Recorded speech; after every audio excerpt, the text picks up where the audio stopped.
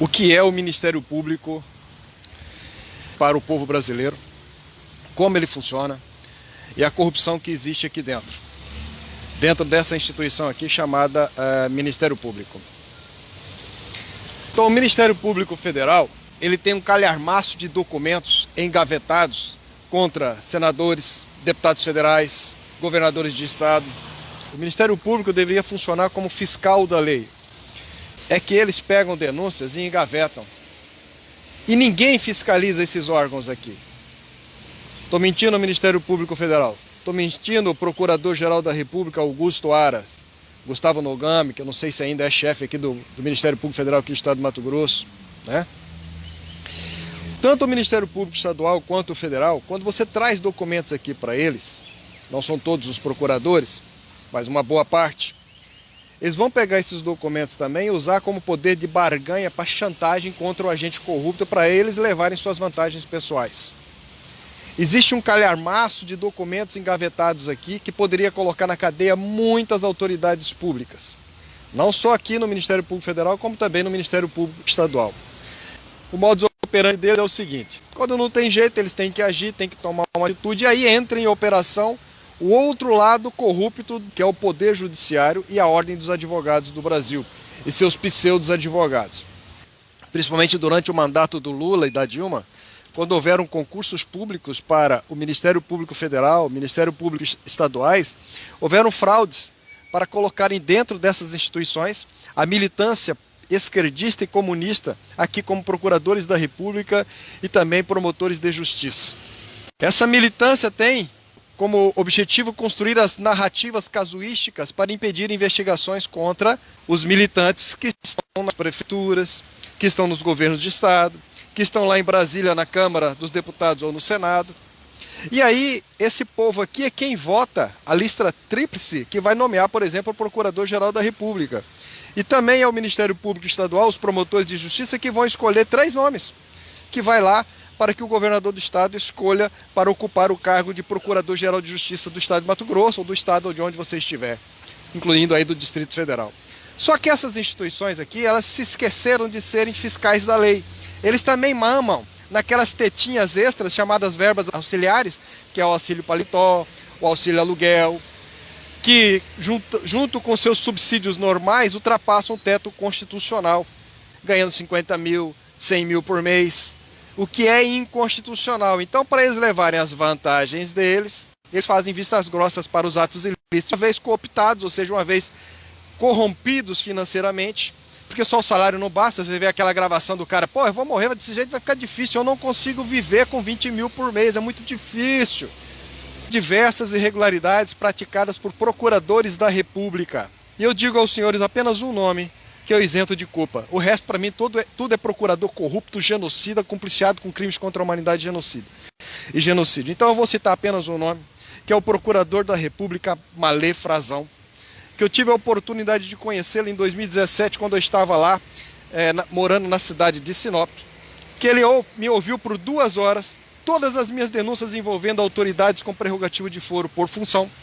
Mas como ele não podia agir contra essas autoridades, ele cautelarmente me ouviu e encaminhou os fatos para a Procuradoria-Geral da República em 2017. A gente já poderia estar livre desse sistema se o Rodrigo Janot não tivesse engavetado, porque eu denunciei Rodrigo Janot. Rodrigo Janot engavetou tudo. Aí veio o vice-procurador-geral, que é o Luciano Marins, que depois engavetou, denunciei ele. Raquel Dodge assumiu, denunciei tudo para Raquel Dodge, ela não tomou atitude, denunciei ela. E agora nós temos Augusto Aras também, que tem conhecimento de todas as irregularidades dentro dessa merda aqui, que eles chamam de Ministério Público Federal, Ministério Públicos Estaduais, inclusive aqui o Ministério Público do Estado de Mato Grosso. E o que é que acontece, senhores?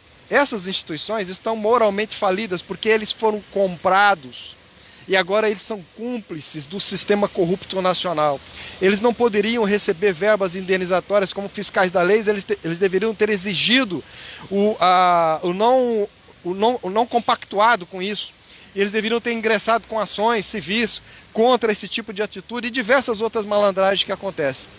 Mas essas instituições, que tem uma coisa chamada Conselho Superior do Ministério Público Federal, Conselho Superior do Ministério Público Estadual, essas instituições, elas são cúmplices das outras.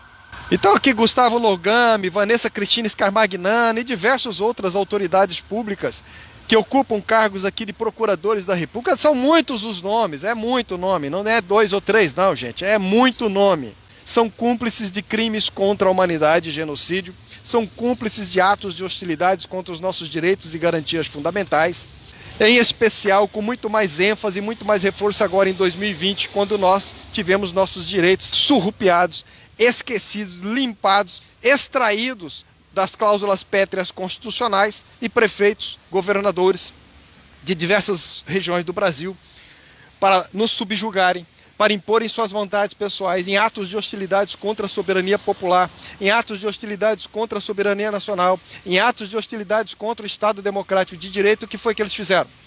Lockdown, fique em casa, use máscara. Impuseram a todos nós, brasileiros, suas vontades pessoais, exercícios constantes e reiterados de arbitrar de suas próprias razões. E nos obrigaram a viver num regime fechado, a perder nossos empregos. Quantos de vocês não conseguiram nunca mais recuperar e jamais irão recuperar a mesma atividade profissional que vocês tinham?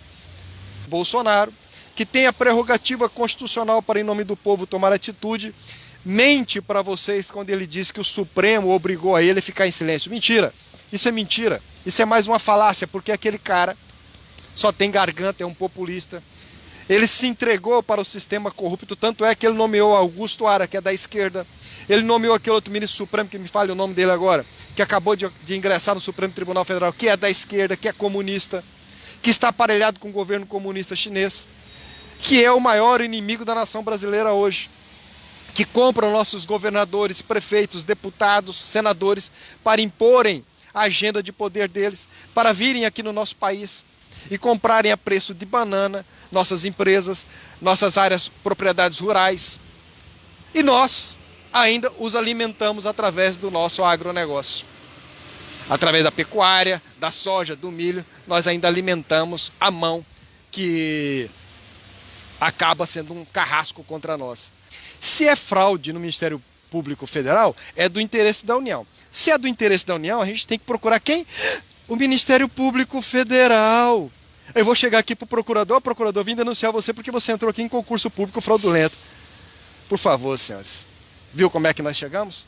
Nós não temos no nosso país, nós precisamos de rever nossa Constituição, nós precisamos rever uma série de critérios e valores, formas de fiscalização e controle, porque como é que você vai buscar apoio aqui nessa instituição para denunciar procuradores da República que são corruptos e eles vão investigar eles?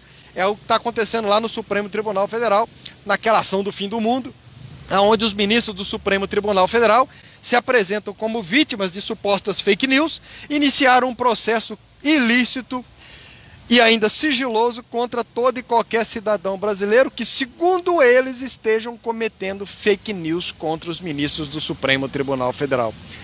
Não é só o Ministério Público Federal, estou falando também, isso aqui eu só estou aqui como exemplo simbólico, é o Ministério Público da União, que inclui o Ministério Público Militar, o Ministério Público Federal, o Ministério Público dos Estados e o Ministério Público do Distrito Federal. A Procuradoria-Geral da República.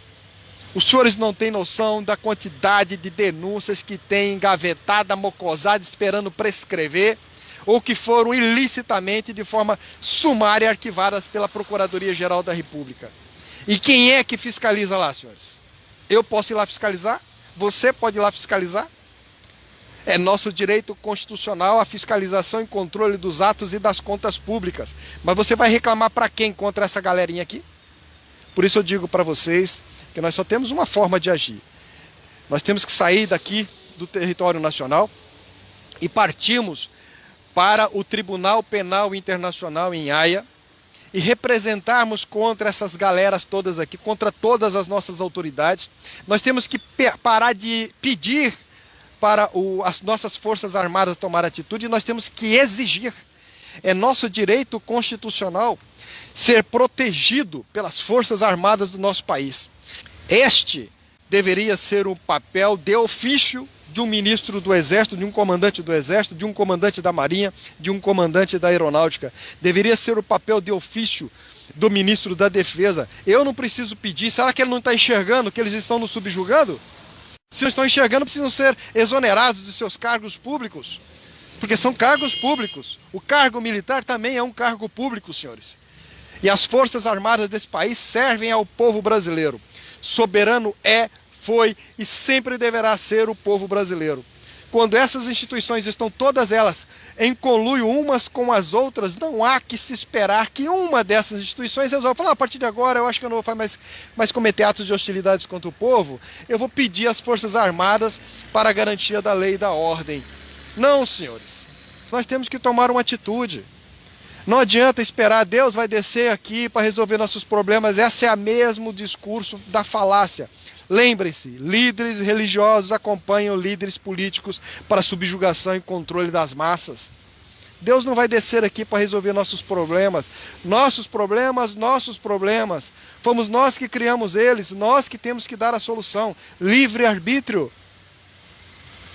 Então nós temos que tomar atitude. Quando eu digo seja guerreiro de si mesmo, eu digo é que você não precisa pegar em arma, sair na porrada, quebrando pau para tudo quanto é lado, não. É tomar atitudes concretas, senhores. É unir em associações, é exigir que os seus direitos e garantias fundamentais sejam respeitados, é parar de pedir como mendigo dos seus direitos. Você não tem que ser mendigo constitucional, você tem que exigir que os seus direitos e garantias fundamentais sejam respeitados. Uma instituição como essa nós temos que mandar fechar e botar na cadeia todos esses procuradores da República. Precisamos nos unir, precisamos parar de aceitar essa narrativa de apartheid entre nós. Brancos contra negros, negros contra índios e por aí vai.